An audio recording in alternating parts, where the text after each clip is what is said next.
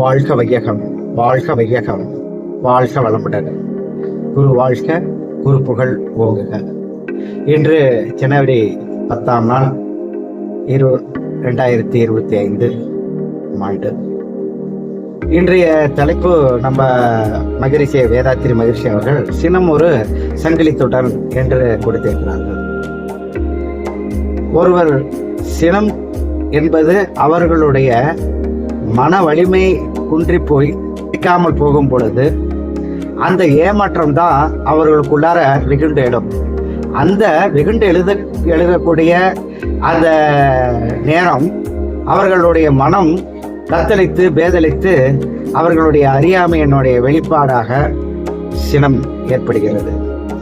அப்போ ஒருவருக்கு கோபம் வருது என்று நம்ம சொன்னோம்னா, இப்போ நம்ம வீட்டிலேயே இருக்கோம், நம்ம ஏதோ ஒரு நேரத்தில் யாரோ ஒருத்தர் நமக்கு கிடைக்கக்கூடியதை கிடைக்காம அவர்களை இது அழுத்தம் கொடுக்கும் பொழுது அதனால் ஏற்படக்கூடிய அந்த கோபத்தை நாம் யாரிடம் செலுத்துவோம்? நம்ம மனைவியிடம் செலுத்துவோம். மனைவி என்ன பண்ணுவாங்க? குழந்தைகளிடம் செலுத்துவாங்க. இது மட்டுமல்லாமல்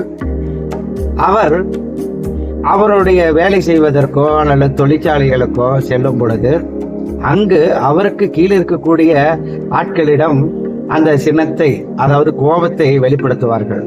அன்று முழுவதும் அவர்களுடைய மனம் அறியாமையினால் தத்தளித்து, அதாவது மன வலிமை குன்றி போய் இருக்கும் பொழுதுதான் அவர்களுக்கு இந்த சினம் ஏற்படுகிறது.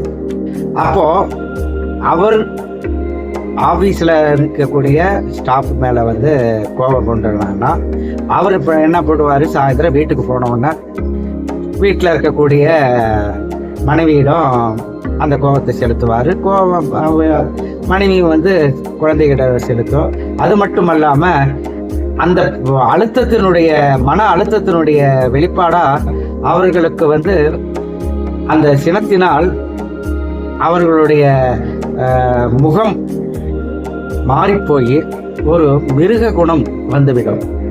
அப்போ அந்த மிருக குணம் வந்துவிட்டால், 5 அறிவு படைத்த அந்த மிருக குணம் வந்துடுச்சுன்னா, அந்த ஒரு சிங்கமே காட்டுக்குள்ளார போனா காட்டுக்குள்ளார என்ன பண்ணுது? அது இறையை தேடி போகுது. இறை கிடைக்கலன்னா அது கர்ச்சிக்குது. அதனுடைய இது வெளிப்படுது, அதனுடைய கோபம் வெளிப்படுது. அது போலதான் மனிதர்கள். ஆனா மனிதர்களுக்கு அந்த சினத்தை தவிர்க்க வேண்டும் என்று மகரிஷி அவர்கள் சொல்லியிருக்கார்கள். சினம் ஏற்படும் பொழுது யாரால் ஏற்பட்டாலும் அவர்களை அந்த நேரத்தில் அவர்களை தவிர்த்து விட்டால் நமக்கு நம்மளுடைய ஆற்றல் வீணாகாது. நமக்கு இருக்கக்கூடிய அந்த மனமானது குன்றி போகக்கூடிய நிலையை நம்ம மாத்திக்கிட்டா அதே நேரத்தில் இந்த சினத்தை தவிர்த்துட்டா, அதாவது யார் நம்ம மேல கோவப்படுறாங்களோ அவங்கள அந்த நேரத்தில் நாம் தவிர்த்துட்டு நம்ம வேலையை நாம் பார்த்தோம்னா அப்போதான் நமக்கு ஒரு வேலையிலேயோ அல்லது எந்த ஒரு நிகழ்வுக்கு நாம் சென்றாலும் அறிவு விழிப்பு நிலையிலேயே இருக்கும்.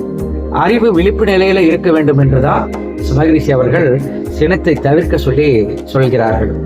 ஆதலால் நீங்களும் அந்த விலங்கு குணத்தை தனக்குள் புகுத்தாமல் சினத்தை தவிர்த்தால் நல்லது என்று இன்றைய தலைப்பிலே மகரிஷி அவர்கள் கூறியிருக்கிறார்கள். வாழ்க வளமுடன்.